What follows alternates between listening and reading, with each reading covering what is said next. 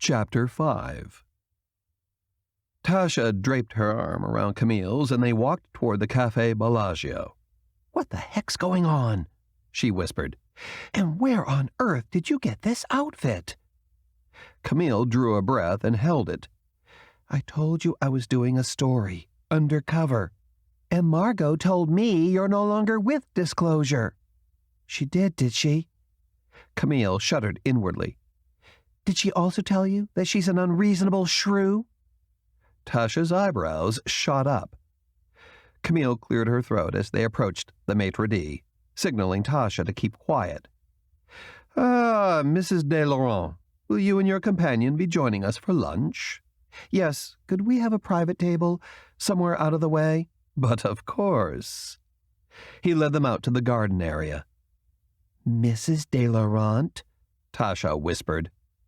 Camille shushed Tasha and turned her attention to the maitre d', saying, "Mr. de Laurent will be joining us shortly." "Thank you," the girls said in unison. He pulled out 2 chairs at a table surrounded by plants and foliage in the cafe's exquisite botanical gardens. While daffodils and snowdrops were in full bloom behind their table, Camille recognized the scent of jasmine lingering in the air. "Unsweetened iced tea?" The waiter confirmed her choice. Camille nodded. He turned to Tasha. "And what would you like? A pomegranate martini, perhaps?" She hesitated in thought. "Yes," she nodded. "I believe I will." She watched him walk away and turned to Camille. "I believe I'm going to need it." "Why are you here?" Camille asked again. "I told you I was on a story. You could have easily blown my cover." "You're not on a story. You were fired." "I wasn't fired. I quit." "You say tomato, I say tomato," she said, using the American and English versions of the pronunciations. "Did you marry that guy?" She thought about lying, but it wasn't a good idea. Camille was knee-deep in lies as it was. "Yes." "What?" The long lashes shading her cheeks flew up. "Where'd you meet him? I didn't know you were seeing anybody, much less thinking about getting married." Tasha studied her suspiciously. "Is that why you quit?" she said with a flash of curiosity. "Where's he from, anyway? Somewhere in Europe, I bet." An enlightening smile curled on her plump red lips. "Oh, that's why Margot's so mad, because you up and quit." Maybe the best thing for everyone was to let Tasha think the marriage was real. "Look, don't say anything to him about my employment at Disclosure magazine or what happened. I don't want him to start thinking he's robbed me of my career." "Yeah, that's not a great way to start a marriage, is it?" She paused, reaching for a goblet of water. "Maybe you should just tell him you're an aspiring actress. That way it's easy to explain away your lack of real work." Tasha was reiterating her parents' objections to her acting career, or lack thereof, as Tasha was the epitome of an aspiring actress who hadn't caught her big break. "I'll keep that in mind. I am curious about one thing, though," she said, with a hint of questioning in her tone. "When you called, why'd you say you were on a story? I thought you'd try to talk me out of marrying Julian." "Why would I do that?" she asked. "It's obvious he's crazy about you." Surprise blasted through Camille. Tasha didn't need to see her composure crumbling. She held her breath and arrested the astonishment, holding it inside. "When were you going to tell me?" Tasha threw an accusing glare at Camille. "When I called to invite you to be a member of the wedding party for the ceremony in France?" Well, it sounded good anyway. "France?" Her mood changed, turning buoyant. "Are you shitting me?" Camille shook her head. "His family lives in Marseille, most of the time." She looked at Camille's attire again and drew a sharp breath, like she had discovered the Queen's jewels. "This guy's like super rich, isn't he?" The words came out like a question, but there was no inquiry in her tone. Camille considered lying, again, but abandoned the idea. "Yes, Oh, man! No wonder you didn't tell me about him. Her devilish laughter validated Camille's reservations. Precisely. I wouldn't have hit on him, though. Not when you're so clearly into him. Camille snorted. Since when did that ever stop you? Well, okay. There was that one time, she said, as if it wasn't as important as Camille had deemed. But he provoked me. Just stay away from Julian, okay? Oh, no worries there. Her mouth pulled into a tight-lipped smile. He's not into me. He's all about you. Good. She was glad Tasha saw it that way, no matter how distorted her view was. It saved Camille a lot of grief in the long run. Okay, so remember, not a word of disclosure or any of that stuff. Camille hoped her stern voice was effective. Mum's the word.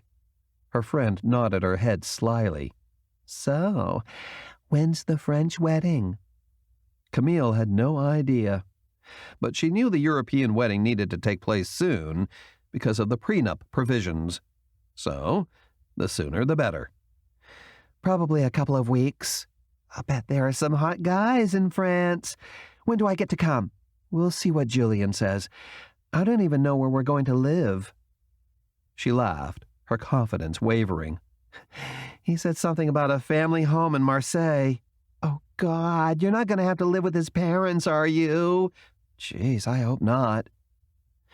Camille hadn't really thought about that, but she should have when he told her about his family home. Maybe she could talk him into leasing a place in Marseille. If not, hopefully his family home was a really big house. The last thing she wanted was to feel like she was under someone's scrutinizing eye. She saw Julian crossing a gardened path and straightened in her chair. Oh, here's Julian. Tasha's gaze followed Camille's to Julian, who had stopped a waiter in his path. After a few verbal exchanges, the waiter walked away and Julian moved toward them, smiling at Camille. Sitting, he scooted his chair close to hers. Well, are we all set now? He asked. Yep, Tasha said. We're all on the same page. She reached for her glass. I am invited to the wedding, right? She asked Julian in particular. Of course you're invited to the wedding. He draped his arm around Camille's chair. I'm sure Camille will want you by her side. Since the wedding isn't going to be for a couple of weeks, could Tasha join us in France in maybe a week or so? Camille's insecurities leaked out as she spoke to Julian. Sounds perfect. Whatever you want. Julian glanced at Tasha. I can send a jet for you when you're ready to come. A private jet? Tasha's eyes lit with excitement, but she masked it with smooth composure. Cool. Uneasiness nodded inside Camille and escaped in her nervous laughter. Say, Julian, Tasha asked, you got any brothers? I have one brother. Older or younger? Younger, by 2 years. Is he married? No. Julian smiled. Camille kicked Tasha's shin under the table. Ouch! Tasha yelled and glared at Camille. She bent over, rubbing her leg. Julian hid his chuckle behind a cough. The waiter Julian had stopped to talk to earlier appeared with a tray of food, including a plate of hamburgers and fries for Julian. He had told Camille that he loved the American delicacy, and a slice of apple pie with a side of vanilla ice cream for Camille. After serving them, the waiter hesitated over Tasha with a plate of cheesecake. Mr. de Laurent asked me to choose something from the dessert menu for Madame. He sat the dish in front of her. I'm sure you'll find it to your liking, or if Madame prefers something else. No, this is fine. Tasha smiled politely and grabbed her fork, ready to feast on the cafe's sweet treat. As the trio munched, they reserved the conversation to minimal small talk until they had nearly finished with their desserts. Well, Tasha, are you going back to L.A. tonight? Julian asked, pushing his plate aside. If you'd like to stay in Vegas a couple of days, I can extend our villa upstairs for you. Julian paused, catching his breath. I do hate to risk looking like a poor host, but we are due at the airport soon. We'll be leaving for London this afternoon." "Well, Vegas ain't exactly London," she said in a light-hearted quip. "But okay, I'll take it." The three of them stood and went back inside the hotel lobby, where Julian made sure the staff knew Tasha would be staying on through the end of the week, 4 days away. They were to see to her every need and desire. Camille was surprised to learn that while they were lunching, her belongings inside the suite had been packed into brand-new designer luggage, a notion that made Tasha swoon. The girls said their goodbyes. Tasha went upstairs, and Camille climbed into a limo with Julian, Soren, and Heinz, Julian's pilot. During the drive to the airport, uneasiness crept over Camille and left her with a troubled feeling. Leaving the country with 3 men she'd known for less than a week might not be construed as prudent. She knew her qualms were crazy. Julian and Soren were honorable men. Even though they came from 2 separate classes of society, their morals and principles were the same. Maybe that's why each was able to put so much faith and trust in the other. They got as good as they gave. At the airport, Julian showed Camille the stateroom on the plane. "Once we're in the air," he said, "you can rest in here if you'd like." He wondered about Camille's friend. She was loud and flashy, the exact opposite of Camille. How had they become friends? But no matter. If Camille wanted her to come to France, he'd bring her there. Better yet, he'd send Andre to get her. That'd serve him right. "So we're going to London and then on to Marseille?" she asked, as if she was just trying to fill the silence. "We will spend a day or 2 in London, where you can do a little more shopping." He felt an eager attraction coming from her, and it pleased him. "Then we'll head to Paris, where you will meet with a designer or 2. "Designer? Why?" "To make you the wedding dress of your dreams." One way or another, Julian was going to charm his way into his new wife's good graces. And at the end of 6 months, when he'd grown tired of her and she of him, they'd go their separate ways and he'd be free. Free from the bonds of matrimony his father was so sure he needed. Her mouth opened in dismay, but she remained silent. "What is it, Sherry?" Seeing the uncertainty in her eyes, a flash of loneliness stabbed at him. "A dress designed specifically for you does not please you?" Her faint smile held a touch of sadness. "Julian, that's very generous of you." Camille's face went grim. Something was on her mind, and judging by the demure smile, she wasn't talking. But "I guess dressing properly comes with playing the part, huh?" well, you might as well enjoy it. Her lack of enthusiasm surprised Julian and somehow pleased him at the same time. Not that he didn't want his wife attired in the finest designs, but her indifference was appealing. There was something comforting in the notion that Camille was unmoved by designer fashions. Julian wanted to see her smile, though.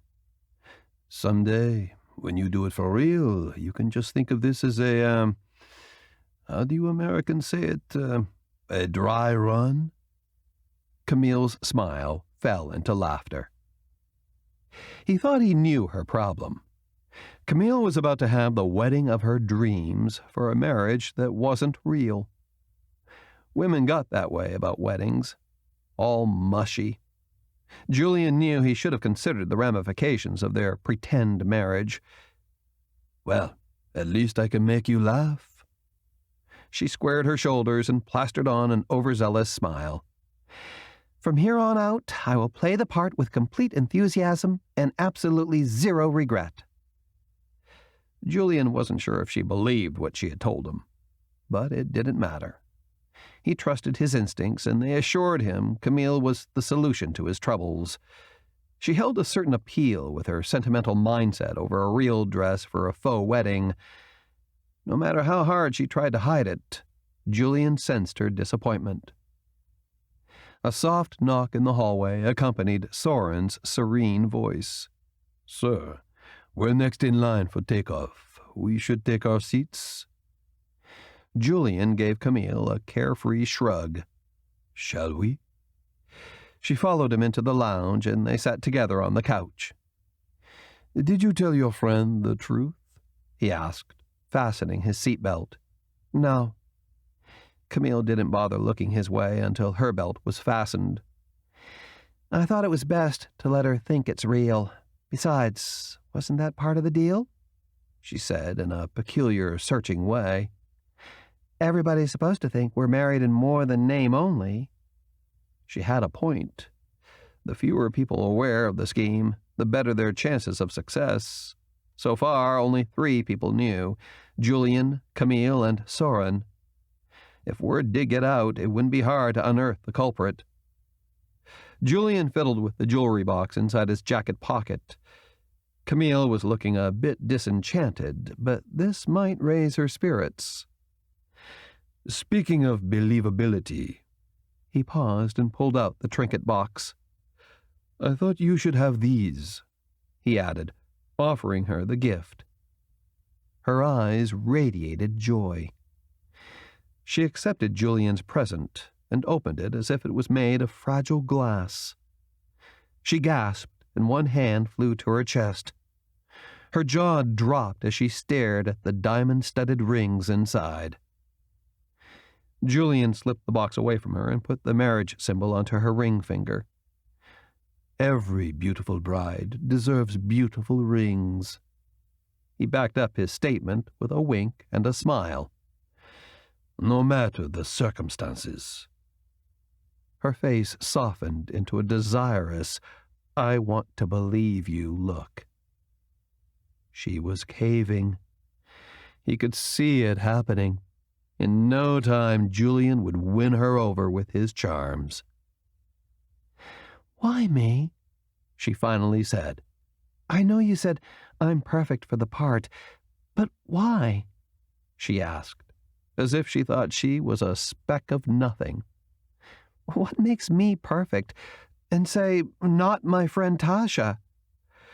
"I'm sure your friend Tasha is a nice girl." He paused to stifle the derisive laughter charging up his throat. A glint of understanding sparked in her eyes. He could see, deep down inside, she knew why, even if she wasn't ready to admit it. Tasha was, in a word, unrefined. But she is, how do you say, he hesitated, searching tactfully for the right words. "A trophy wife?" Camille's entire body seemed to relax, as if she got it. "And Julian de Laurent wouldn't be caught dead with a trophy wife." She did get it.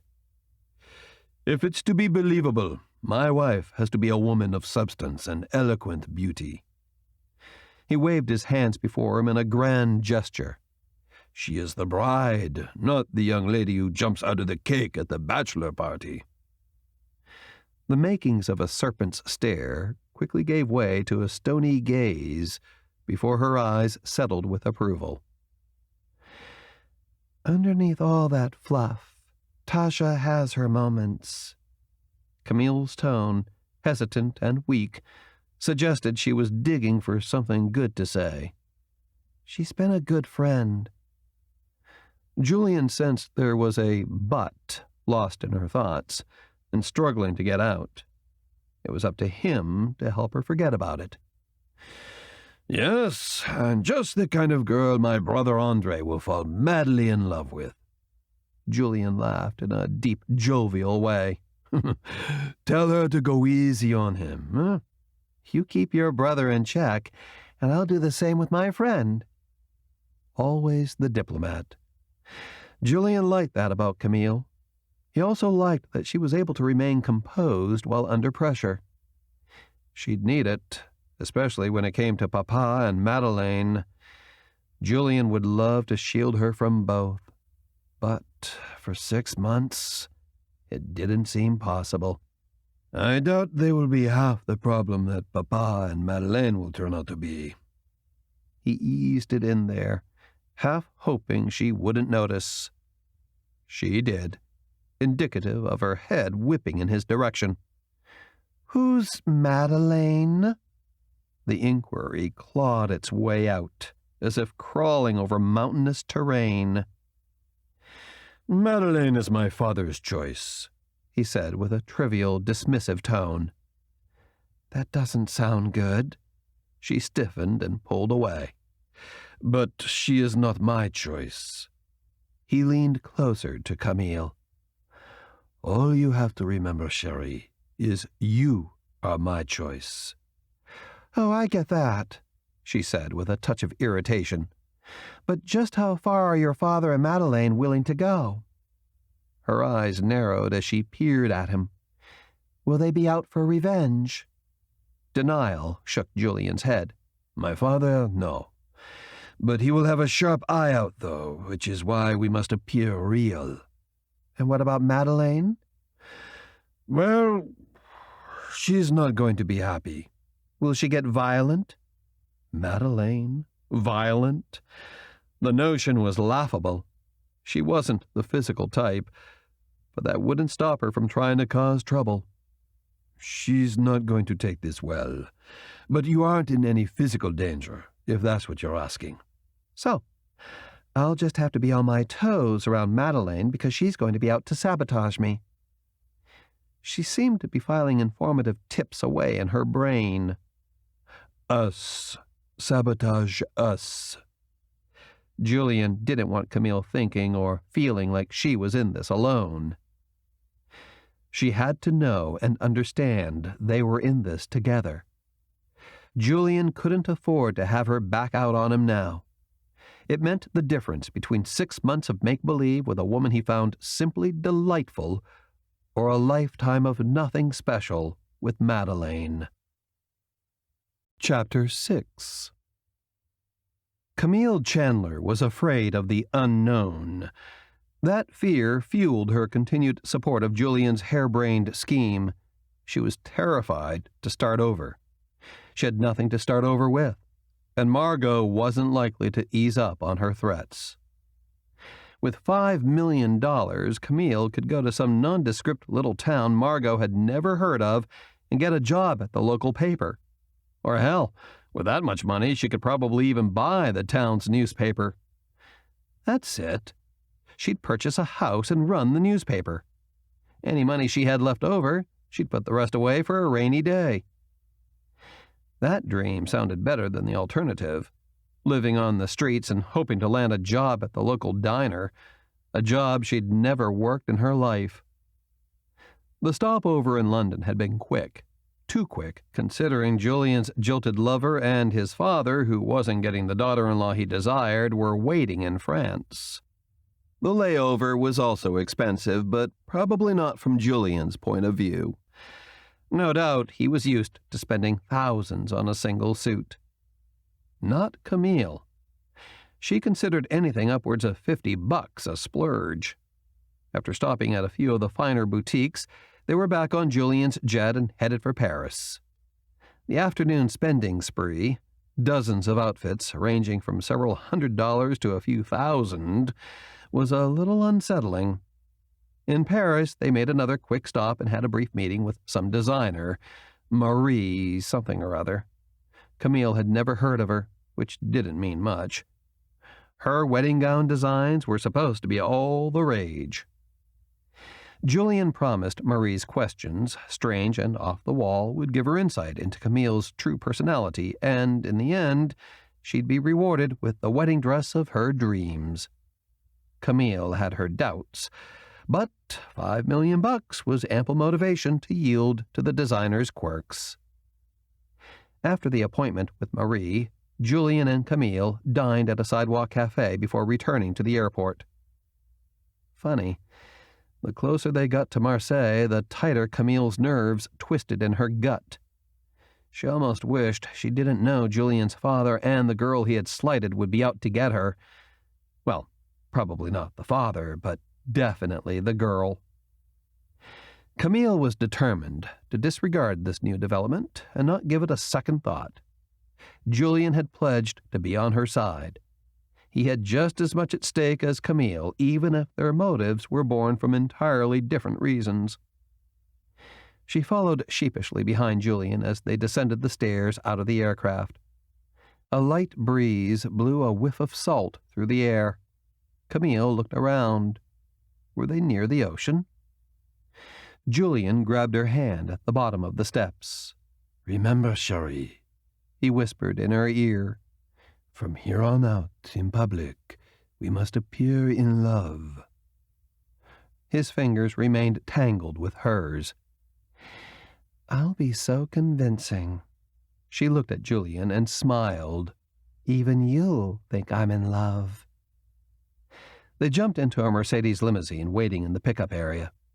The chauffeur, a tall, gangly fellow in a driver's suit, sprinted around the car and climbed behind the wheel. This time Julian and Camille were alone in the limo.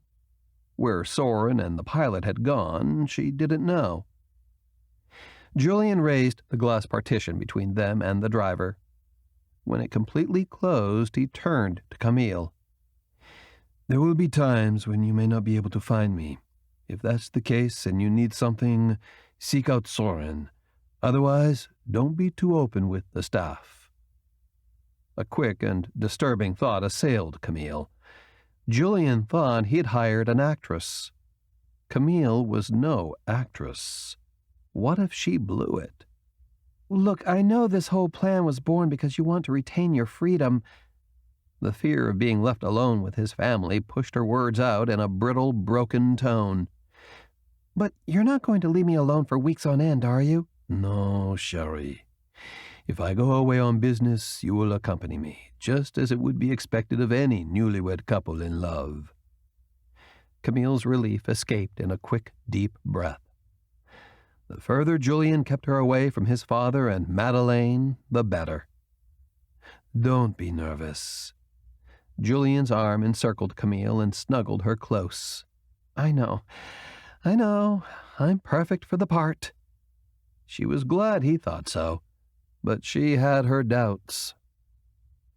Camille's gaze traveled outside the window, her eyes drawn to the crowded city looming ahead. Old-world architecture peeked through the modern-day lampposts, traffic lights, and automobiles lining the paved streets. The ancient city had been effectively transformed into a 21st-century metropolis. As they left the jumbled urban center, the buildings diminished, becoming sparse, replaced by rich, lush countryside. Camille was impressed with the winding roads and the grand estates perched atop rolling hills. The beauty of the landscape made the near-hour trip pass quickly. The limousine turned off the main road and followed a tree-lined avenue, twisting and winding its way up a hill. At the top, a barricade of ancient stone walls and massive pine trees guarded the fortress. When the path cleared, a sprawling chateau, 3 stories high in some places, and with turrets on either side, sat majestically against the countryside. The sight stole Camille's breath away. Damn! Did this mean Julian had won that silly bet? The car slowed to a stop in a covered archway where a group of people, presumably Julian's family, were waiting. Camille felt like she was in the midst of some strange foreign film. An older couple stood alongside a man about Julian's age and a young girl, and behind them a row of servants. Camille figured them for servants because of their attire. The men were dressed like Soren, and the women had on maids' uniforms. Camille climbed out of the car with Julian's help. He rested one hand against the small of her back and led her to the older couple first. His parents, Maurice and Claudette de Laurent. Julian's brother, and if Camille remembered correctly, his younger brother, peered at her with cold, judging eyes that were almost the same color as Julian's bluish-green, but maybe a little paler.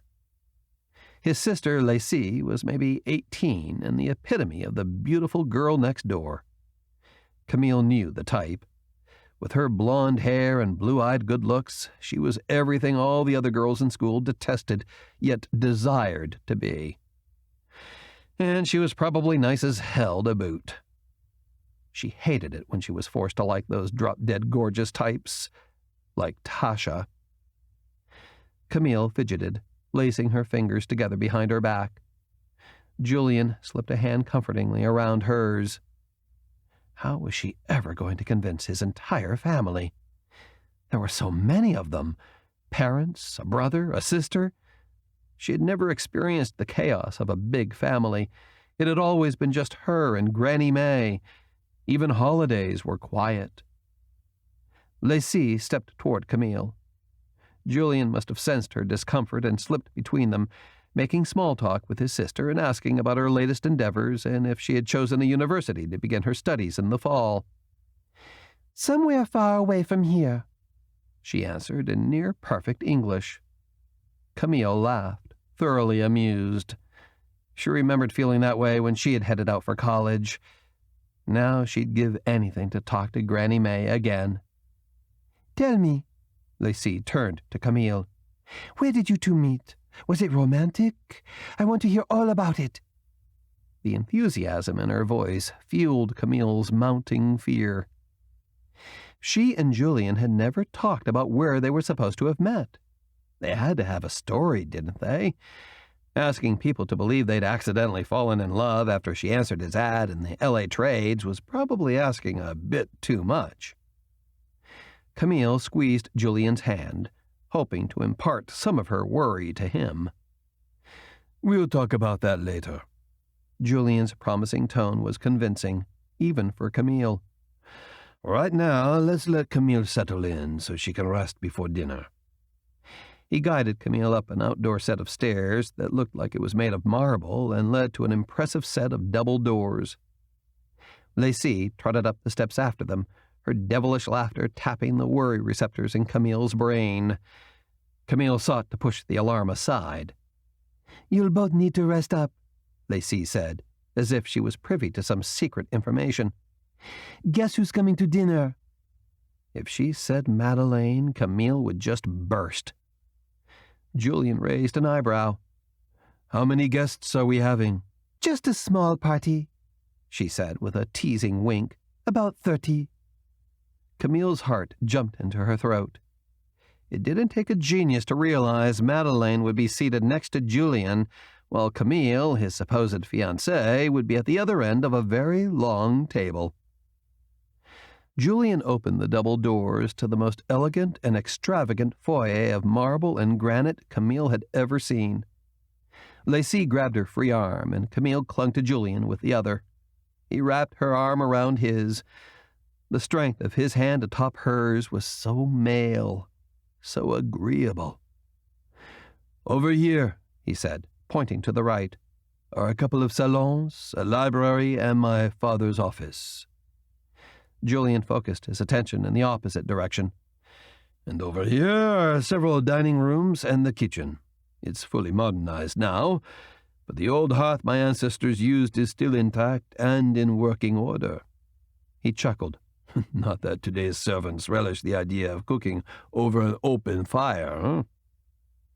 The fireplace in the kitchen intrigued Camille, but Julian led her to a spiral staircase just in front of them.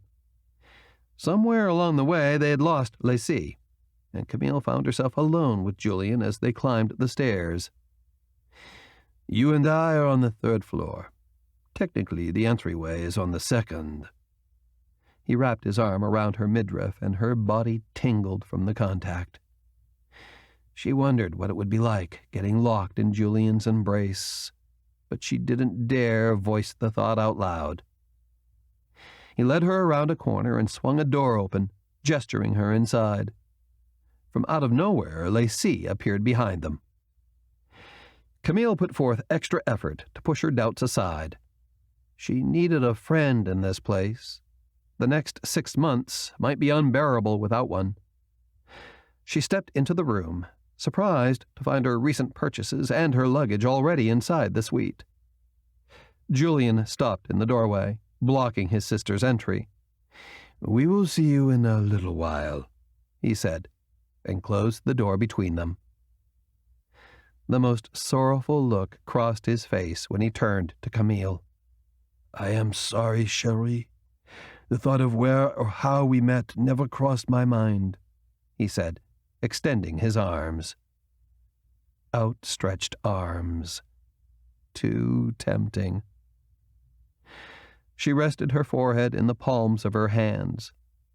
Doubts over the mess wobbled her head. There were too many holes. Their story hadn't been thought out clearly. How are we ever going to make anyone believe you came to America last week? We fell in love, and now we're getting married. Camille flung her hands into the air. France would have to be full of a bunch of idiots for us to pull that off. Your friend believed it? Julian beamed at her with a look that was as soft as a caress. A dizzying current raced through her. She had to get a hold of that emotion, and quick. Well, not exactly. I didn't tell her we just met. And I didn't tell anybody we had just met either.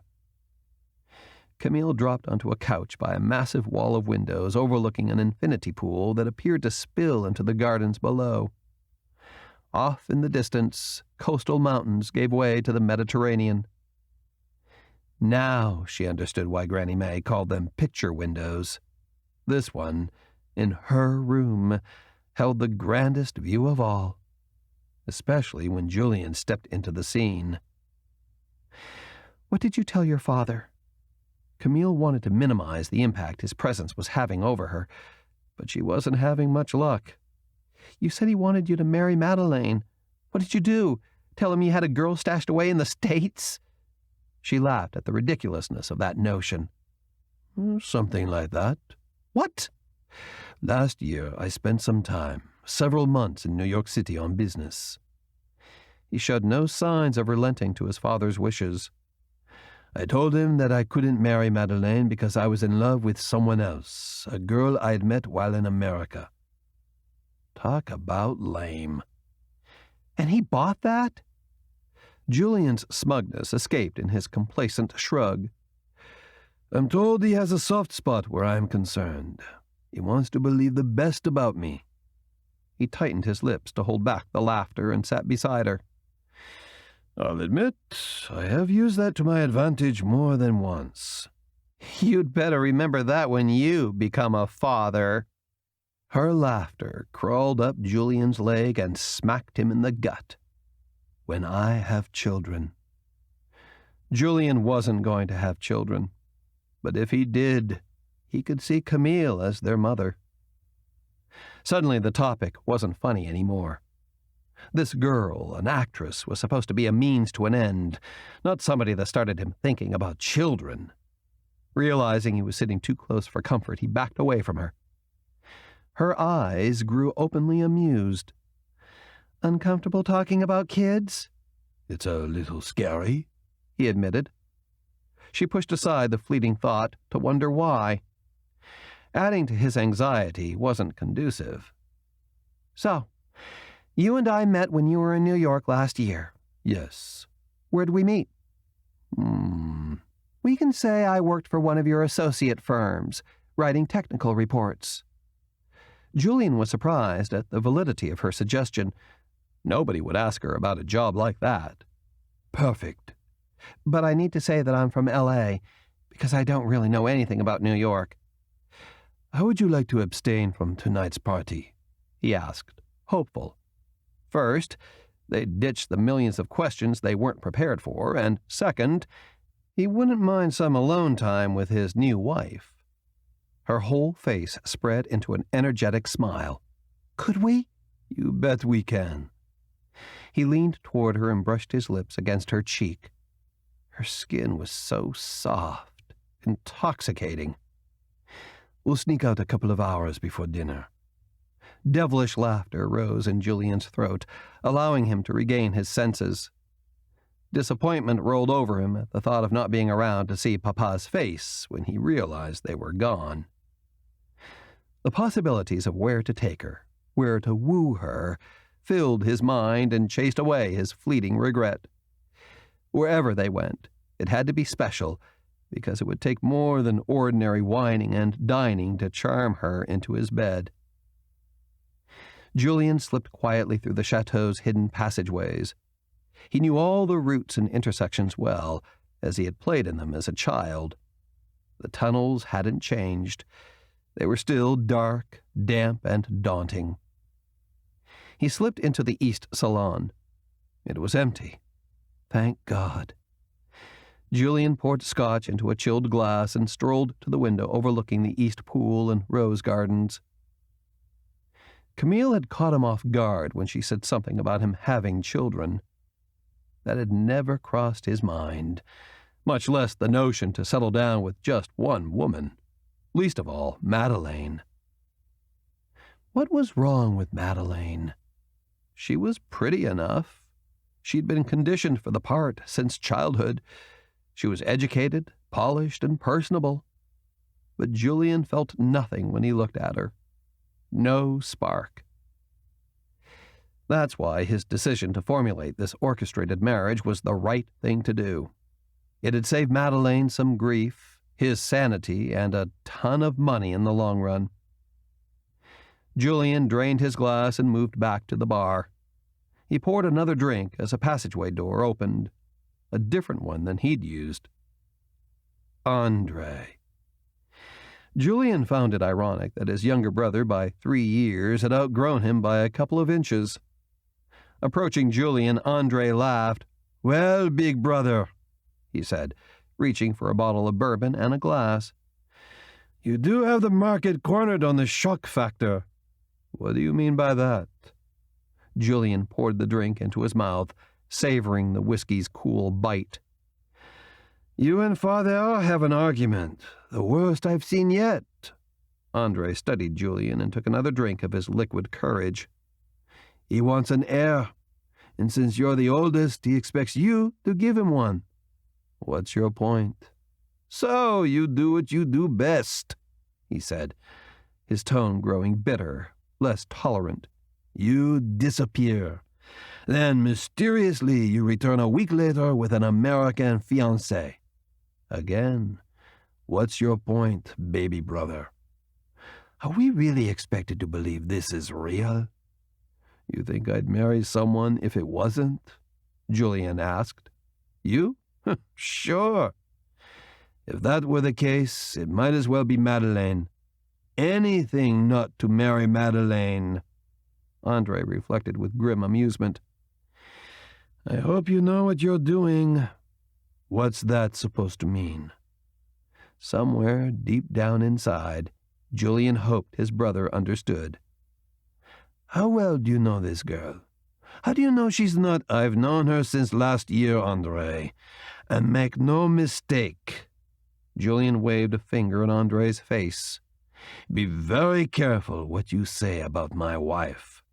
"Your wife?" Andre gave him a sideways glance of utter disbelief. "Yes." Julian set the glass down and slid his hands inside his pockets. "Between you and me, Camille and I are already married." "Married?" "Married." Andre gave him a dismissive gesture. "You know Papa's going to be furious, and he's going to want a French wedding." "Well, he can be pushy." Julian was casually amused. "He won't believe it's for real unless he witnesses it for himself." He laughed to hide his discomfort over Papa's control. Andre shook his head. "Man, I hope you don't end up regretting this." "There are no regrets." "You just up and got married? I can hardly believe that." Andre stroked his chin and studied Julian. "Prenup?" "Yes, we have a prenup." Sarcasm crept into Julian's voice. "I know what you're thinking, but you're mistaken." Andre couldn't be more wrong. Julian knew exactly what he was getting with Camille and how much it was going to cost him. $5 million. "For your sake, big brother, I hope you're right." Andre smirked and poured himself another drink. "I certainly don't want her dipping into my children's inheritances." "You don't have any children." "Not yet, no." Andre paused, sipping his bourbon. But someday I think I might, and I don't want your gold-digging wife stealing from them. Rage almost choked Julian. Curses fell from his mouth as he grabbed his brother's lapels and slammed him against the wall. He didn't care whether he hurt Andre or not, nor would he tolerate trash talk about Camille. He'd take that from no one. "Julian!" Andre's voice cracked. Be very careful. Julian's jaw clenched as he tried to contain his anger. The fury quaked through him, diminishing as it rippled out. He reached up and gave Andre a light slap on the cheek. "Watch what you say about my wife, huh?" Heated anger burned against Julian's face. He was a fragile thread away from the breaking point, and by the looks of Andre, eyes widened with a mixture of fear and uncertainty, he saw it too. And when Julian snapped, nobody wanted to be in his path. Andre raised his hands in surrender. "All right, I'm sorry. I shouldn't have said that about your girl." He tried to squirm out of Julian's grasp. Julian let him. "It was rude and inconsiderate." Julian shifted his focus to his glass. He needed a refill. Why had he done that? He'd never raised a hand to his brother. "I'm sorry." He overfilled his glass with more than the usual double shot. "I'm sorry," he repeated himself, feeling like a heel. He'd always protected Andre, never threatened him. Julian drained his glass. "I hope she cares about you half as much as you care about her." Andre cleared his throat around his fragile, shaking voice and perched his hands on his hips. "If she does, you two will be all right." Care about her? Disbelief and confusion muddled Julian's brain. He didn't care about her. What Julian cared about was his freedom. "You might be interested in knowing that Papa is not taking this lying down." Andre's confidence returned with an agreeable nod. He slid his hands inside his pockets and stepped toward Julian. Andre's words bothered Julian more than his closeness. He looked at his little brother. "What's he doing?" One could never feel too comfortable when Maurice de Laurent implemented one of his crazy, harebrained schemes. Julian was well aware of where he had acquired that trait. His own scheme had Papa written all over it, and if not for the fact that the idea was born to dupe him, his father would probably be proud of the ingenuity.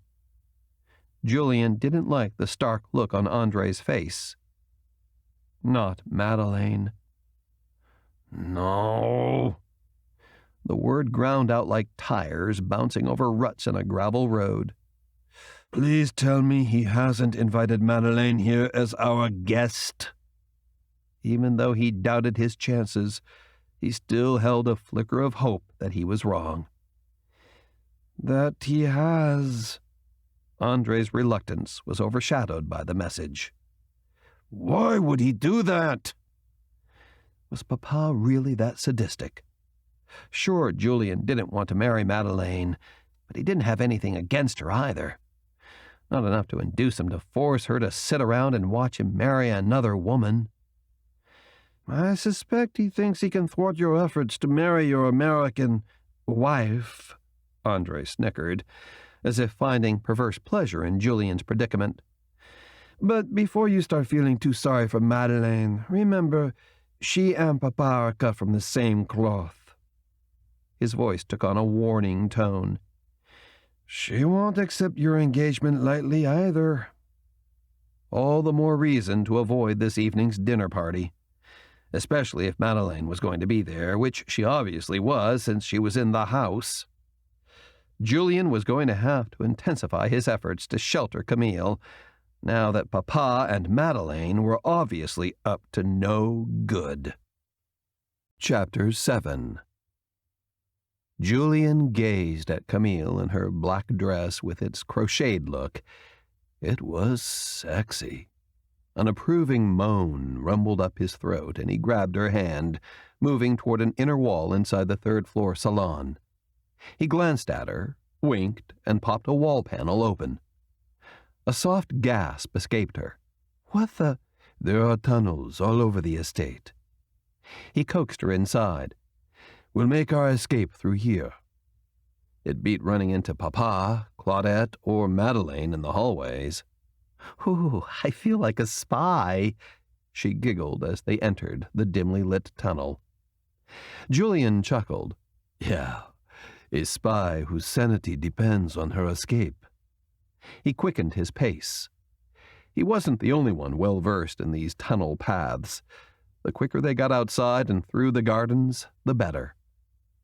They hurried through corridors, descended steps cut into the ground, and rounded corners, all in near darkness. Camille tightened her grip on his hand. Don't worry, Cherie. I know this place inside and out. God, I hope so. Her rich laughter wrapped him in amusement. We're almost there, he said in a low, husky voice. After a few more feet and another curve to the left, Julian gave Camille a tug and pulled her closer before stopping to push his way through the outside exit.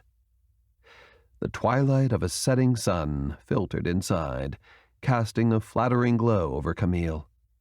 Her golden hair glistened like strands of lustrous glass, and he felt a ripple of excitement when her mouth curved into a tempting smile. What are the chances somebody's going to be waiting for us out here? She asked, and he got the feeling she was trying to be funny. And she would be, so long as she wasn't right. I'll let you know. He checked the immediate area just outside the exit. All clear. Good. Not that he was afraid to face them, but this was more fun, sexy even.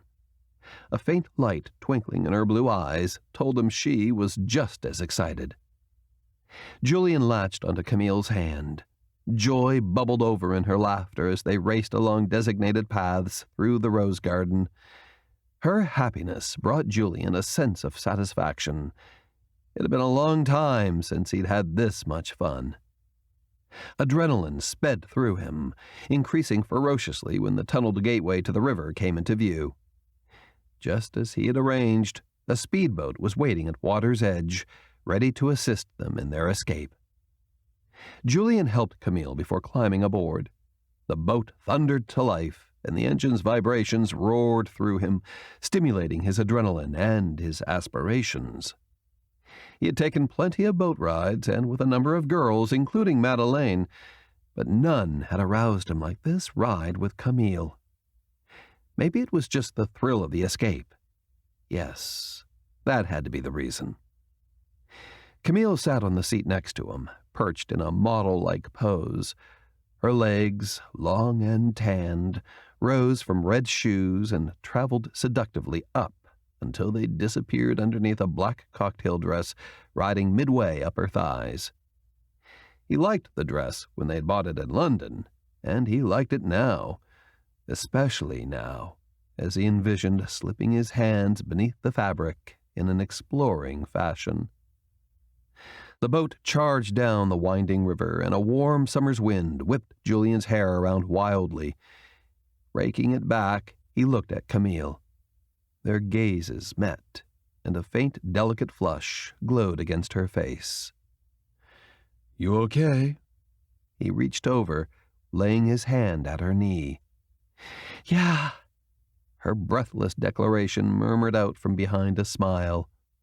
Where are we going? Where would you like to go? It's your country. I'm leaving it up to you. Was she always this complying? Maybe he'd test that theory. So, if I said we're going to see the symphony or an opera, you'd be up for that? You didn't say, what do you want to do? She challenged him with her dauntless blue eyes. You said, where would you like to go? Okay. Julian laughed. What do you want to do? Well, how about dinner and then maybe a walk on the beach or something? An alluring smile implied she was inviting trouble. Not that Julian wanted to tempt fate. He just wanted to explore what was underneath that little black dress.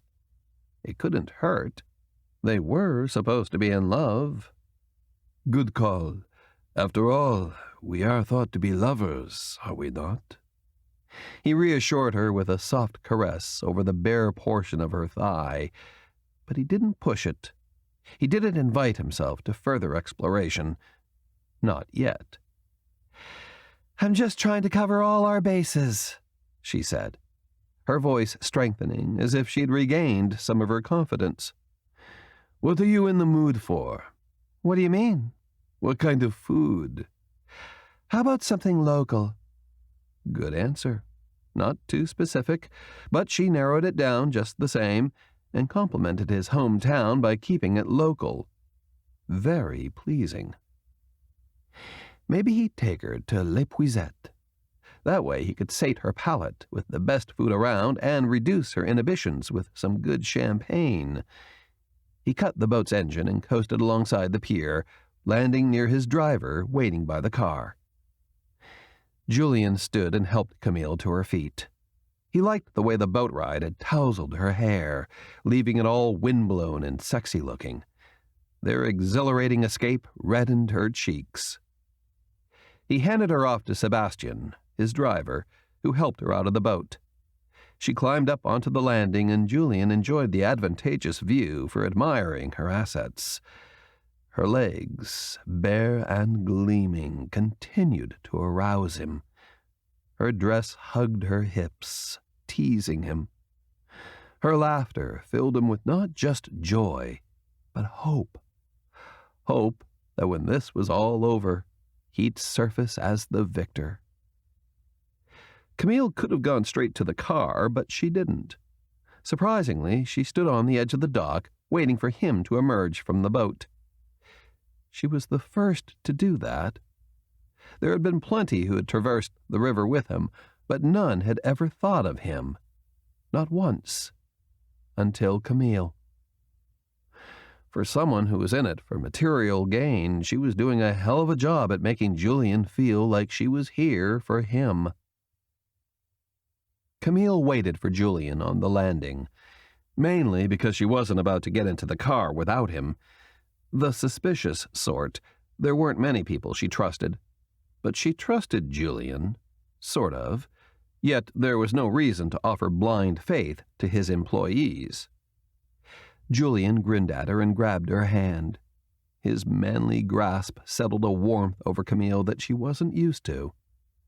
She followed him to the car, and Sebastian opened the door. Julian laid his palm against the small of her back, guiding her inside.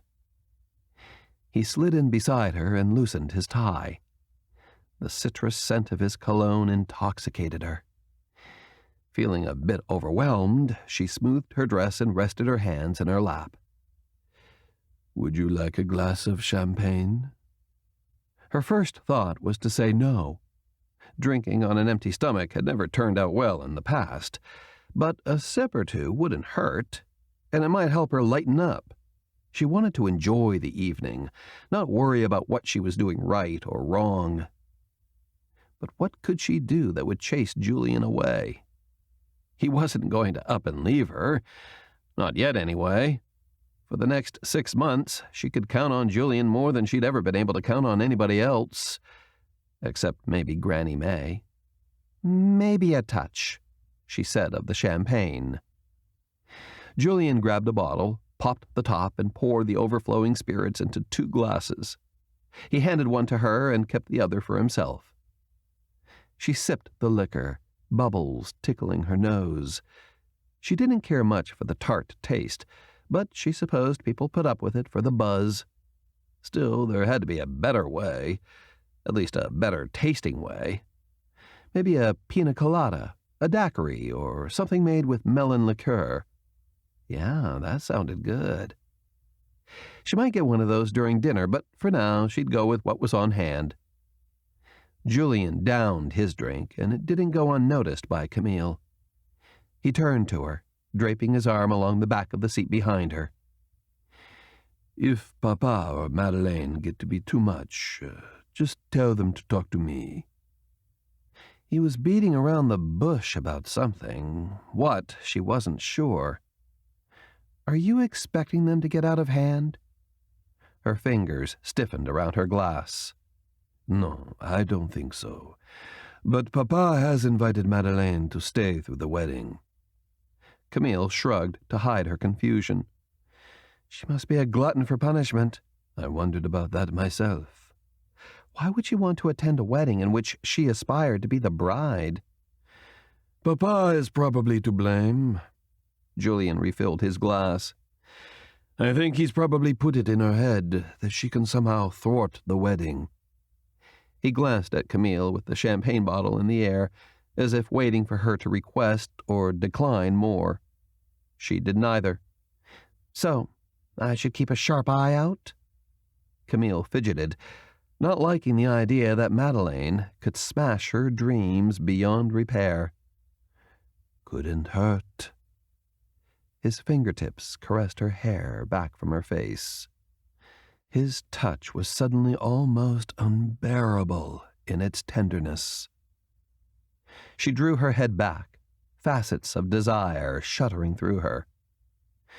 "Will I be catching the two of you in bed?" She laughed, mostly because she'd come to believe that Papa and Madeleine would be the main topic of all their conversations. It reiterated the fact that Julien de Laurent would never be interested in her. She was just a means to an end, a way out of real matrimony. "If Madeleine has her way, I wouldn't doubt it."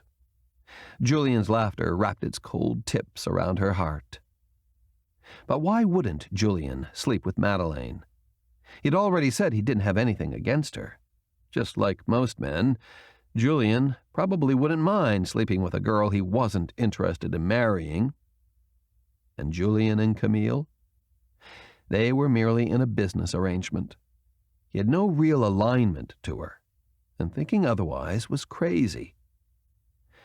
"Prepare yourself, chickie." She heard her warning loud and clear. Julian had all but told Camille she'd be finding him in bed with his mistress. But no matter. Camille was prepared to play the dutiful wife to the hilt. The payoff was worth it, and in the meantime she was going to enjoy being the wife of one of the richest men in the world for as long as it lasted. "Have you decided where we'll be eating?" she asked, trying to keep the mood light. "Since you expressed an interest in the local cuisine, I thought we'd dine at Les Poucettes." I say eat. He says dine. The subtle differences in their vocabulary wrapped her in a straitjacket of unworthiness. Suddenly she felt unintelligent, uneducated, and undeserving, even though she had graduated from Stanford University with honors. "It sounds lovely." Her words drifted off into a hushed whisper. "You'll enjoy it, I promise." That chocolatey tone of Julian's voice returned, sounding more enticing than ever. She was caught up in his enthusiasm. "It has to be awesome," she said with conviction. "You've never let me down yet." He studied her, like he was amazed, or maybe it was amused. "You keep that up, and Papa will fall in love with you." His statement, bold and brassy, skittered her pulse. She felt her face burn, and she hoped the dim, almost non-existent light hid her weakness. The car rolled to a stop in front of a wood-planked building on the edge of the sea. The doorman stepped forward and opened the car door. The warm night air breezed past and caressed her bare arms as Julian nudged her from the limousine. Tantalizing thoughts invaded her head. Julian grabbed her hand, and she prayed he didn't notice her shivering reaction. "Are you cold?" he asked, draping his arm around her shoulders as they strolled toward the restaurant's entrance. "No." She smiled, hoping to convey that she didn't mind his touch. "Everything's perfect." Julian rested his hand on the small of her back as they entered the restaurant's lobby. "Monsieur Delerond!" They were greeted with smiles and hellos and handshakes. "Your table is ready." They followed the maitre d' through the restaurant.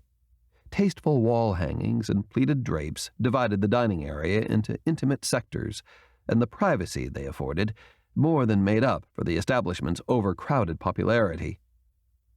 The dimly lit ambiance mesmerized Camille as they followed the maitre d' up a short flight of stairs and out onto a private balcony, amply shrouded in shrubbery and foliage.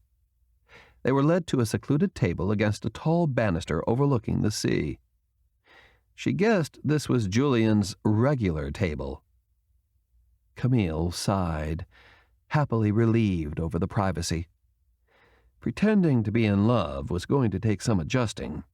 Easy for an actress, but not Camille. Julian remained standing while the waiter seated her. Nobody had ever done that for Camille. With just 2 chairs at the small table, he sat with his back to the railing and reached across the table for her hand. She succumbed, but reminded herself this was Julian's staple for wooing the ladies. He probably brought all his conquests here to fill their tummies and get them in the mood so he could win their favors, and he'd brought her here just to keep up the charade. But she wasn't one of his conquests. She was his business partner. "Would you care to see a wine list?" the waiter asked. Julian rattled off something in French, and Camille didn't doubt they'd soon be drinking the finest champagne France had to offer. But damn, she'd just as soon sip on a cocktail. Something sweet, exotic, and intoxicating. The waiter walked away, and Julian fiddled with his jacket and tie and beamed at her with an overdone smile. "What's your pleasure? Chicken, seafood, or steak?" "I have to choose one?"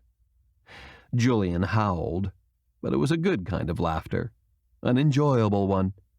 "Chérie, you can have everything on the menu, if that's your desire." Her desire was a pina colada.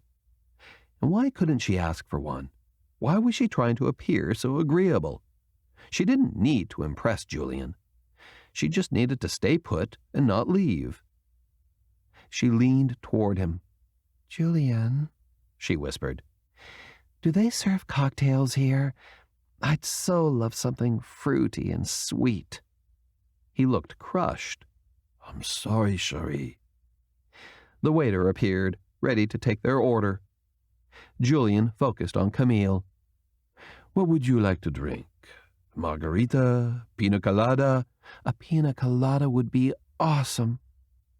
Julian turned to the waiter and rattled off some directions in French. She thought she caught a few of the words, French terms for chicken, beef, and some kind of fish. Crustacean, maybe? Was he ordering a little bit of everything just to please her? She could see why Madeleine wasn't willing to let Julian go so easily. Madeleine was the least of her worries, so long as the girl didn't expose Camille and Julian's scheme. Camille tossed the potential threat aside and contemplated the dessert menu. One waiter left, and another appeared with her drink, topped off with fresh strawberries, pineapple, and maraschino cherries. She went for the fruit, devouring the strawberry and savoring every morsel. Camille glanced at Julian. He was ranging his glance up and down, gauging her with a seductive gleam. She'd swear he had X-ray eyes. Desire danced with her heart. She wavered and looked away, grabbing her pina colada. "Is this your first time in Europe, chérie?" Julian looked as surprised by his question as she felt. "Yes." Overwrought with feelings of inadequacy, she siphoned her drink up the straw. "Is there anything special that you'd like to see while you're here?" he asked. "We have ample time. Would you like to tour?" Camille wasn't comfortable saying, "Yes, I'd like to tour Europe." It reeked of taking advantage. But they would be going on a honeymoon, wouldn't they? She drained more of the pina colada, and a relaxing sensation warmed her. "You know," she said, half encouraged by the liquor's temporary confidence, "I've always wanted to see the Greek Isles." "By ship?" "A cruise?" She absent-mindedly chewed on her straw. "How about a yacht?" A yacht? That sounded wonderful. "If you're trying to win points, De Laurent, you're well on your way." She smiled, laced her fingers around the shapely cocktail glass, and slurped the bottom of the empty frozen treat. The waiter brought them an appetizer plate of pan-fried prawns and cannelloni. He glanced at Julian, who motioned to Camille's glass and then nodded him away post-haste. "How many points do I need to get something good?" Julian asked Camille, and then drained his champagne glass. "Just 2 more," she giggled. The liquor kept her from blushing. "So pay attention." She laughed and reached for a prawn. Not only did it taste divine, but she needed to put something on her stomach, since she wasn't a big drinker. "Speaking of debts," he let the words linger on his tongue. Camille got the feeling this wasn't going to be good. Was he going to claim his prize for their bet over Pacifique de Lumière? Okay, she laughed it off. "I was suitably impressed. You win." She forced her gaze up to meet his. "So, what's your reward?" "Nothing more than the pleasure of your company, chérie," he said with a smile that could melt Antarctica. Damn, this guy was good. If he made a pass, Camille doubted she'd be able to resist. A smorgasbord of food arrived just in time to keep her from throwing herself at him, and filled all the vacant space on the table.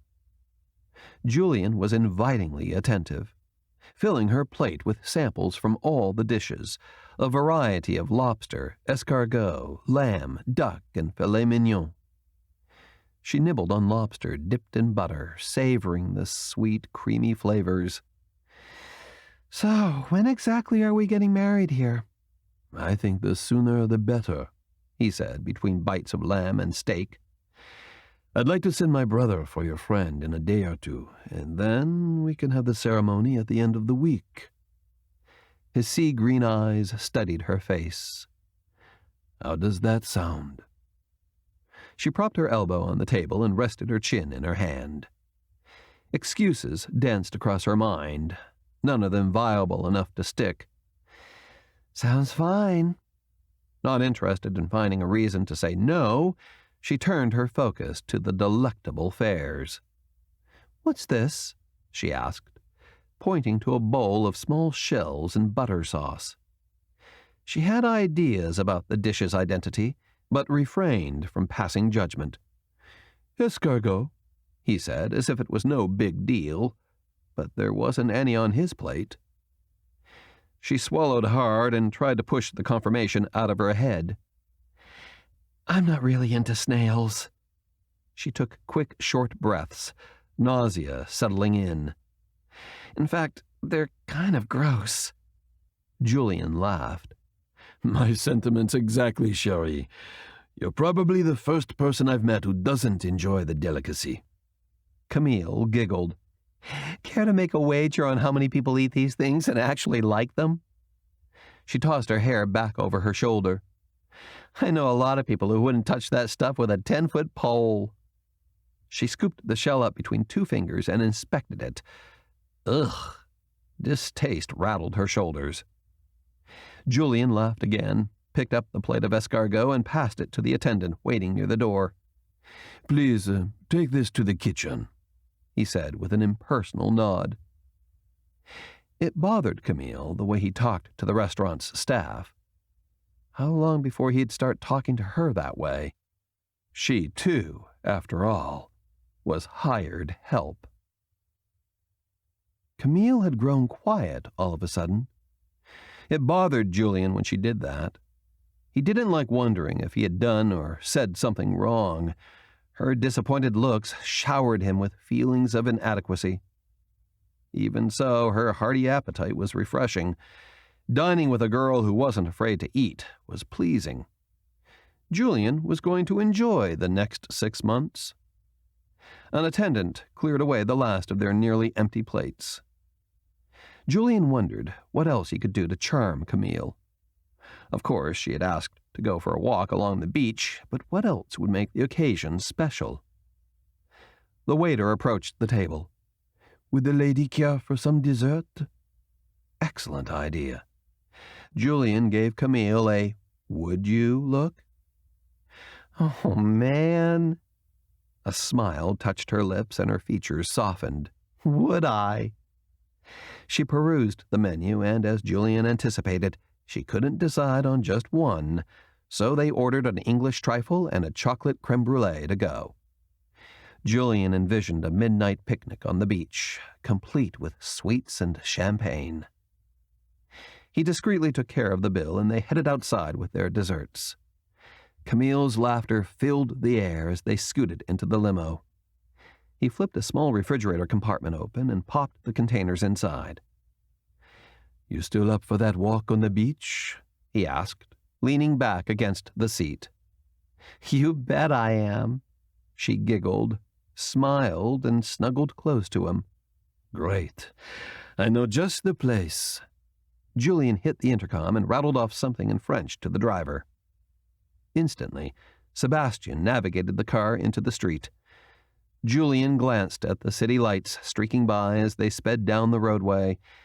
It was a view he'd seen many times, but tonight it seemed better somehow.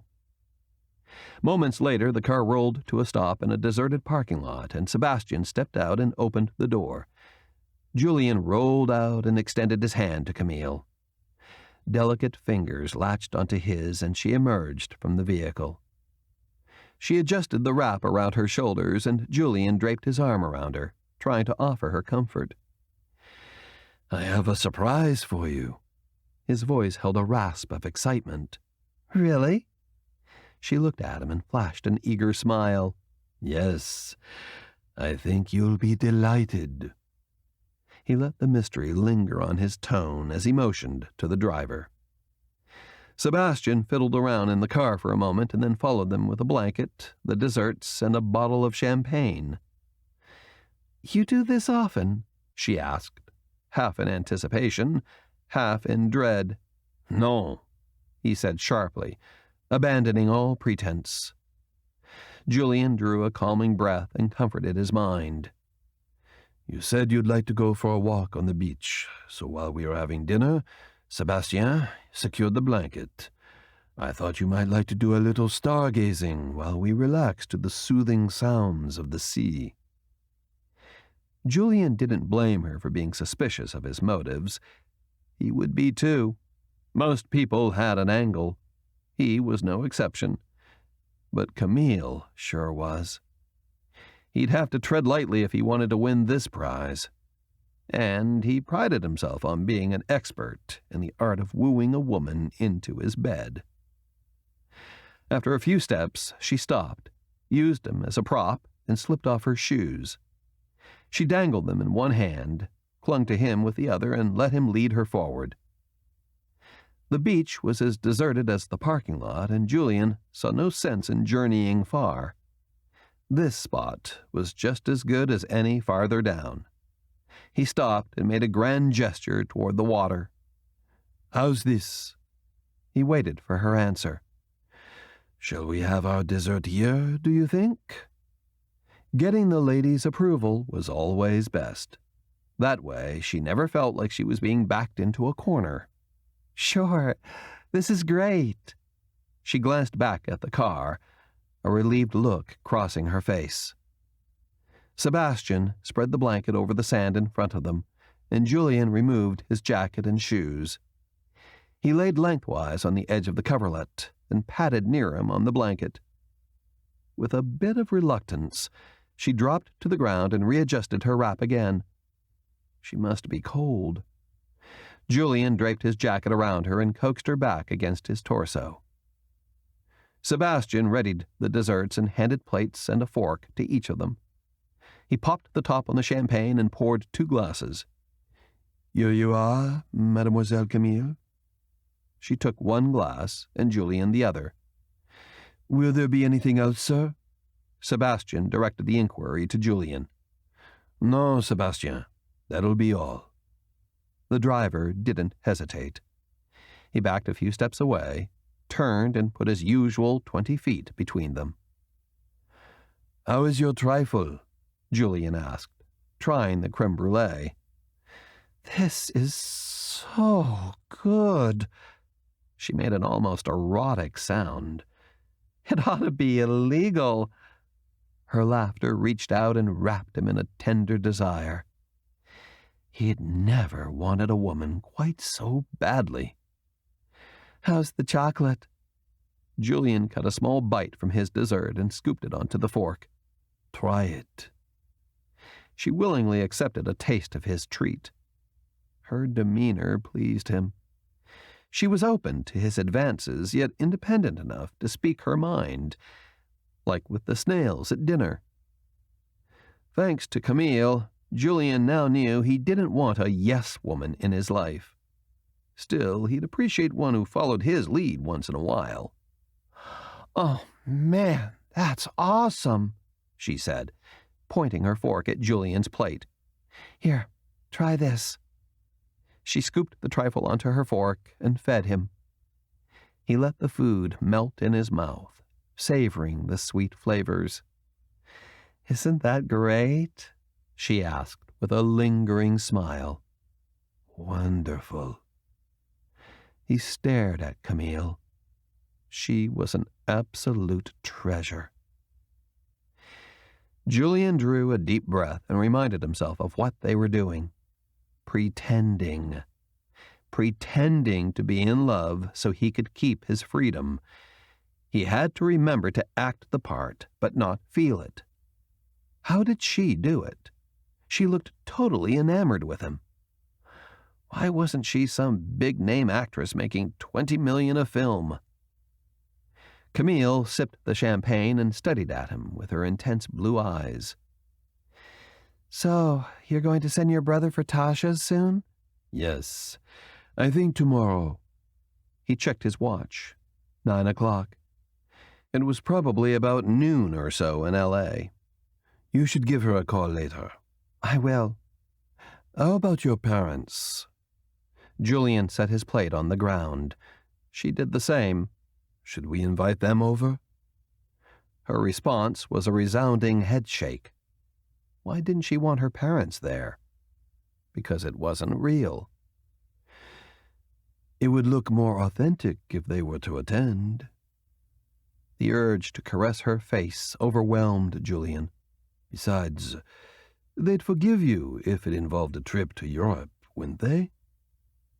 Julian threw imperatives at her, disguised as choices, hoping to distract her while he let his desires get the better of him.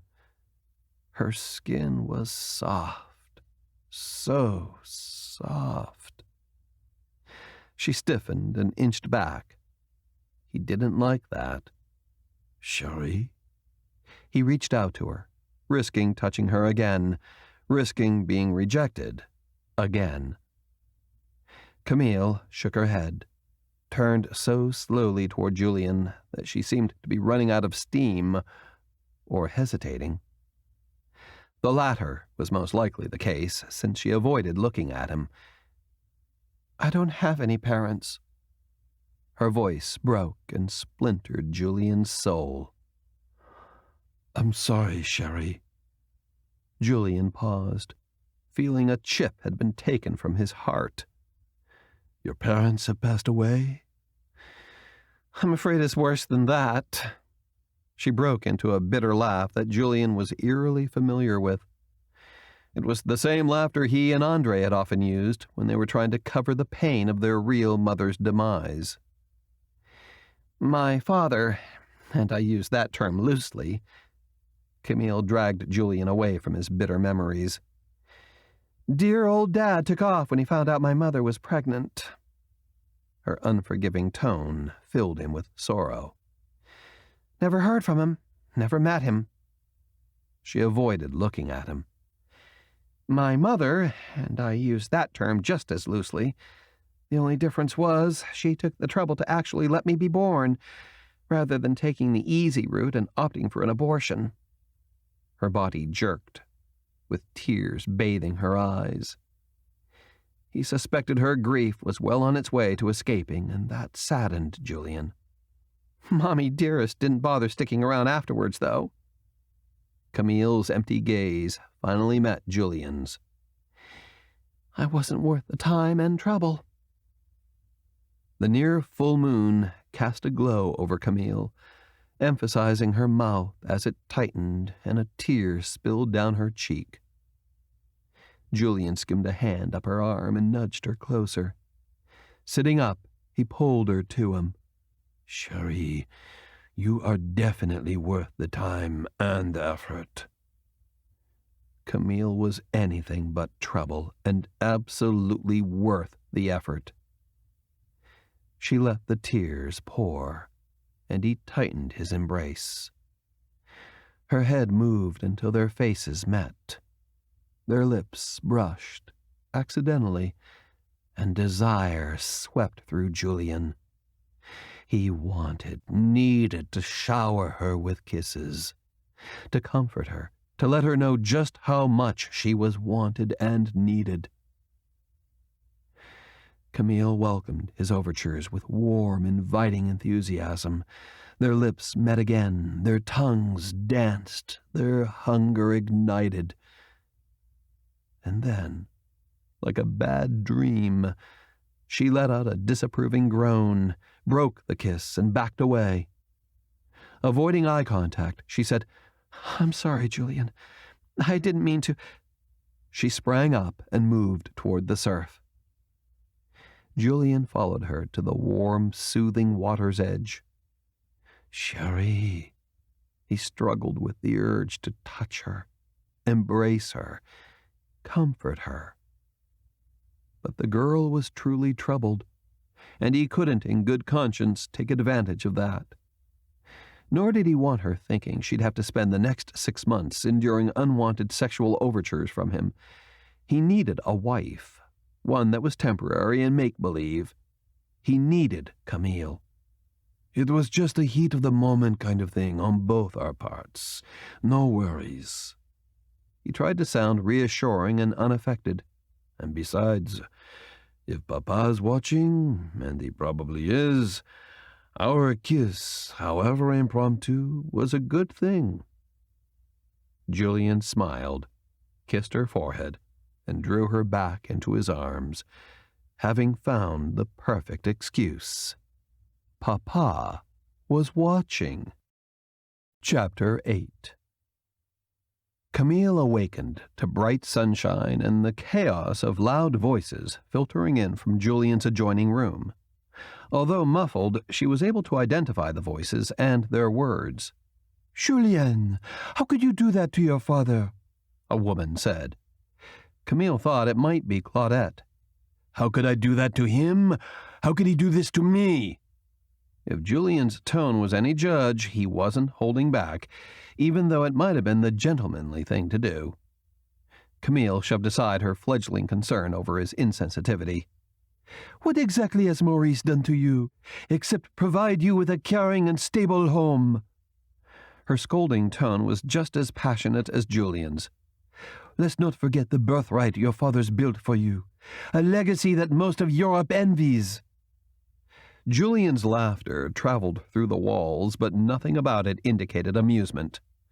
The whole of Europe might not envy me quite so much if they were privy to the strings that come attached to father's legacy. Oh, Julien! Her voice blasted Camille with its impatient tone. Don't be so dramatic.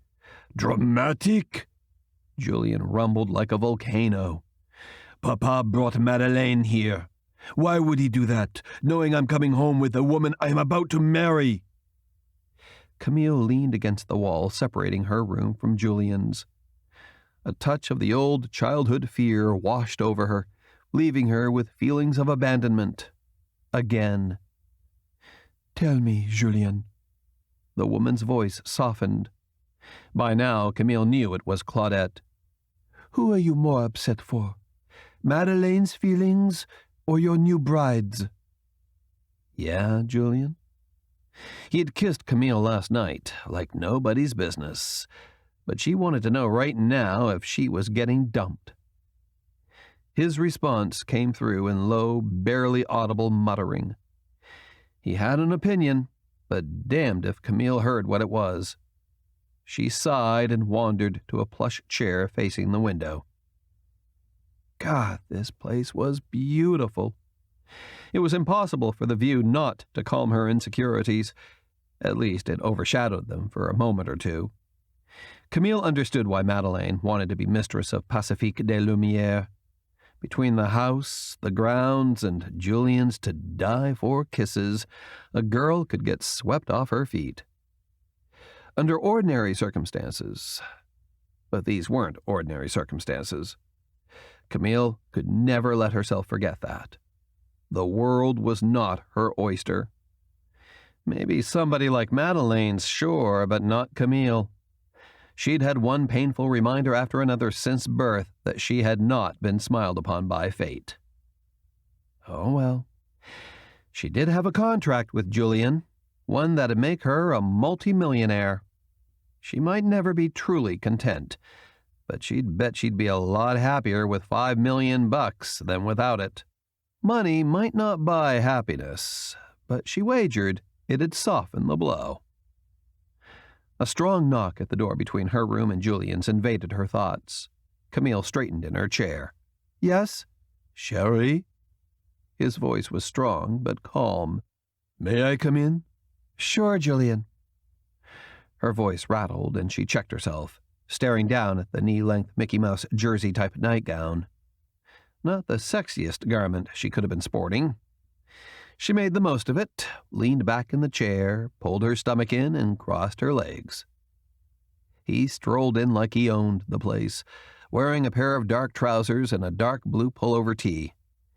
The tailor-made clothing looked like it had been molded over his body. Perfection. The man was aesthetically faultless, and his manners weren't too far behind. Julian smiled and closed the door behind him. Good morning, Sherry. I trust you slept well? His smile touched some untapped portion of her psyche. He was always concerned about her comfort. At least, that's the way it appeared. I slept fine, thanks. She lied. She hadn't slept well. She'd tossed and turned all night, ridden by dreams of him. Maybe desires was more like it, because his kiss had affected her. A virgin. A virgin who was quickly turning into a wannabe sex kitten. I hope my disagreement with my stepmother didn't alarm you. Stepmother? Camille wondered how to tackle that one delicately. Of course it bothered her, the argument and the revelation that Claudette was his stepmother. But did she want to say so? No. Well, I'm not really used to family arguments. For one awful moment, she let the past consume her. There was always just me and Granny May. Arguments can only go so far when there's just two people in the mix. A relieved look crossed his face, and he stepped toward the door leading to the hallway. Then you're going to think it's pretty noisy around here. But don't let it get to you. We're mostly harmless. All talk and no action, huh? She tried to lighten the mood, but the possible repercussions wouldn't leave her alone. Julian chuckled and reached for the door. If there's anything special you'd like to do today, talk to Soren. I've got business to attend to. He opened the door and stepped into the hallway. I'm sure Claudette and Leslie will commandeer your time regarding the wedding. With a pert smile, he was gone. No mention of last night, no regrets, no promises. The kiss meant nothing to Julian. It wasn't worth talking about. There's nothing like a little dose of eye-opening reality to put things into perspective. Camille gave herself an imaginary kick in the pants. She couldn't fall for Julian. It wasn't smart, even if He was her husband. Julian made his way down the hallway. He'd wanted to say something about the kiss, but Camille was already uncomfortable as it was. She had blamed it on her inexperience with a large family, but Julian suspected she was trying to be polite. Clearly, she didn't feel the same way about the kiss. There was plenty of time to change her mind. If Papa and Madeleine didn't run her off, he'd nip that in the bud, though, starting with Papa. Julian jogged down the stairs, dashed through the first-floor hallway, and didn't stop until he reached his father's study. He hesitated, holding his fist in the air before knocking. After a triple tap, his father's voice filtered through the door. "Come." Julian readjusted his posture and entered the lion's den. He doubted Papa was happy about last night, but he hoped the charm he possessed over his father hadn't diminished. Papa groaned as Julian crossed the spacious room and settled into one of the 2 chairs in front of the desk. Groaning couldn't be good. Julian forced himself to raise his gaze. The Seigneur de Laurent's icy glare sliced through Julian and hung on the silence between them. Papa's attention dropped to the desk, and he leaned over. A rattling told Julian he was unlocking the drawer, the one he always went for when faced with a situation he couldn't control. 3, 2, 1. Papa withdrew a bottle of whiskey and 2 glasses. The bar had been removed from his father's office 5 years ago on Claudette's orders after he had suffered a heart attack and the doctors advised him to stop drinking. Sometimes Julian thought Claudette knew about the drawer, but if she did, she wasn't talking. The liquor bottle clinked as he set it on the desk, the sound resonating in Julian's head. This undoubtedly meant an argument was about to ensue. He didn't see why skipping last night's dinner party was such a big deal. Papa cleared his throat and poured the amber liquid into each glass. He remained silent on purpose, knowing it unnerved Julian. "None for me, thanks," Julian said, in that same old weakened tone his father had a way of commanding. Papa bellowed and sat the bottle down with a thud. "Your restraint is ill-timed." He was making jokes. That was a good sign. "What did I restrain at the wrong time?" Julian struggled to regain his composure, but Papa had a way of making him feel like a wounded lion. "And when exactly was that?" "This is not funny, Julien." Papa's glare cut through him as he raised the glass and dumped the liquor into his mouth. Julian's shoulders jumped as he tried to come up with witty words that didn't leave him looking like a fool. He couldn't find any, so he shook his head. "What's that?" his father asked, mocking him. The Seigneur de Laurent stared at Julian for a moment, and then admonished him with quiet laughter. "Is this about dinner last night?" he said. "Don't minimize it, boy." Papa pointed his finger at him. Julian hated it when Papa called him boy.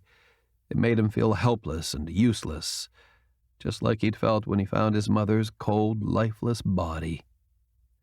Julian shifted in his chair. "What's the big deal? Is this what America has done to you? Turned you into an insolent cad?" Papa's gaze traveled up to meet Julian's. Intolerance darkened his eyes. He was blaming it on America, but Julian knew it went much deeper than that. Papa was looking at it like he had lost because Julian had chosen a woman who wasn't Madeleine. Julian's helpless laughter wrapped him in doubt. "I hardly think this is America's fault, Papa." "Then your American fiancée." He threw his hands in the air. "You would never have run out on a dinner party before." "Before what?" Julian's temper flared and fueled him with confidence. He wouldn't tolerate anyone bad-mouthing Camille, not even Papa. "Before I became bewitched by the seductive American? Before I passed on Madeleine? Before I grew up?" Papa's nostrils flared, but it didn't stop Julian. "Which is it, father?" Julian knew Papa didn't like it when he used that cold tone and called him father, any more than Julian liked being called boy. "Which is it that's really got you so upset, Papa?" Julian dared to make demands upon his father. Papa stared at him with those typically vacant brown eyes, filling with the resentment of defeat. Seeing concession in Papa's eyes bolstered Julian's poise.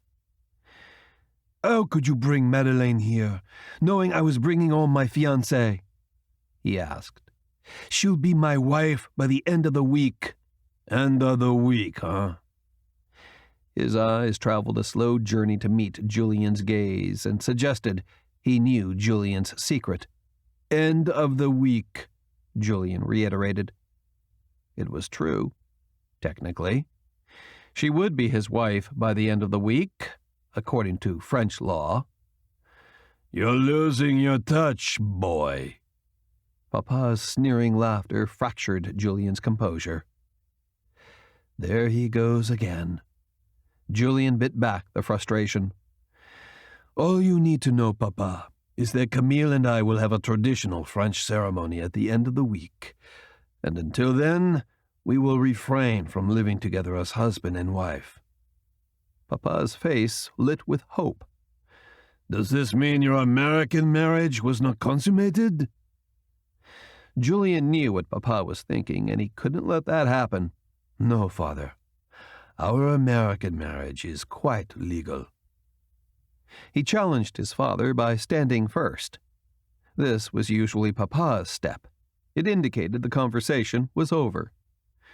Julian turned his back on his father and moved toward the door, not waiting for Papa's customary dismissal. "Where are you going?" Papa bellowed, his 11th hour attempt at reseizing control. Julian wrapped his hand around the doorknob and paused, looking over his shoulder. "I'm going to find Andre, Papa." He opened the door. "I'm sending him to America to get Camille's friend." "Are her parents coming to the wedding?" Suspicion raided Papa's words. "Camille was raised by her grandmother, who's no longer with us." Remorse crept around Julian and threatened to suffocate him. "She never had the opportunity to meet her parents that she can remember." He bowed his head and moved into the hallway and shut the door. Julian was always careful in his choice of words when talking to his father. He made it a point never to tell the man out-and-out lies. This time was no exception. He passed Monique in the hallway. Claudette had assigned the housekeeping assistant as Camille's attendant. Julian agreed.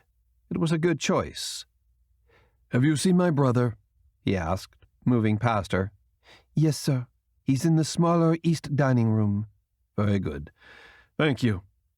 The unplanned pleasantry surprised Julian as much as it must have shocked the maid. He didn't show graciousness to the servants.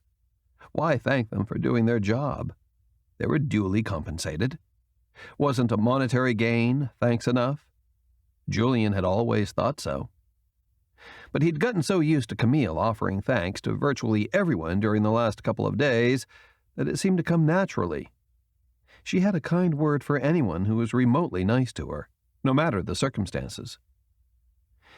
Camille was definitely having an effect over him.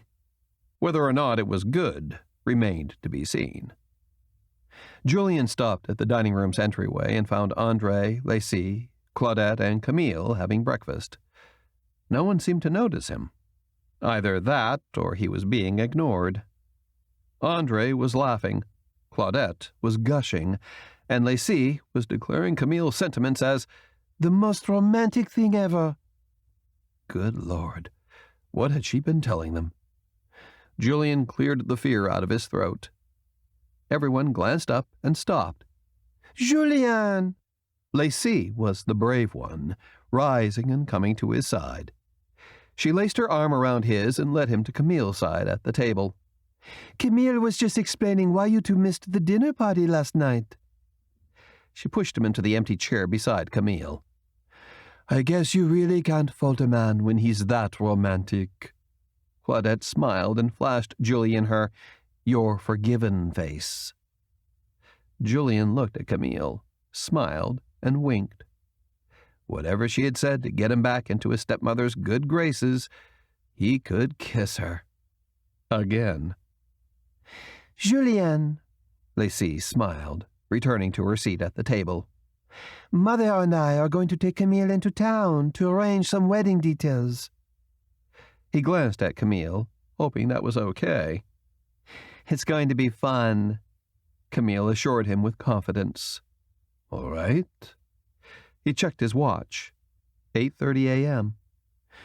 Could you please have her back by 3? He said to no one in particular before turning to Camille. We have plans this evening. She inspected him with a questioning look. He leaned in and kissed her cheek, and then whispered in her ear, Don't worry, I'm looking out for you. Julian paused beside her ear, brushed his lips over her cheek again, and moved away. A weak smile turned the corners of her lips. I'll be here. Julian focused on Andre. I need you to take the jet to California. California? Andre grunted. I don't want to go to California. The behavior reminded Julian of Andre during his toddler years. It's not up for discussion, Andre. Why am I going to America? Andre did nothing to temper his dissatisfaction. You're going to pick up Camille's friend, Tasha. His face brightened. Is she married? No, Camille said. Is she cute? She's very cute. Camille paused. A bit of pity for Andre washing over her, especially if Tasha saw him as entertainment while she was visiting. You have no idea just how cute. Guard your heart, little brother. Julian stood and dropped his napkin on the table. She will steal it. She didn't steal yours, Andre noted. Julian looked at Camille. My heart was already spoken for. He grabbed her hand and prompted her to stand. Tangling his fingers around hers, Julian kissed her sweetly. Not passionately, just sweetly. Everyone stopped talking abruptly. Julian froze, his lips just a breath away from Camille's. He cut his eyes toward the table. Andre, Lacey, and Claudette were fixated on the dining room's entryway. Madeleine.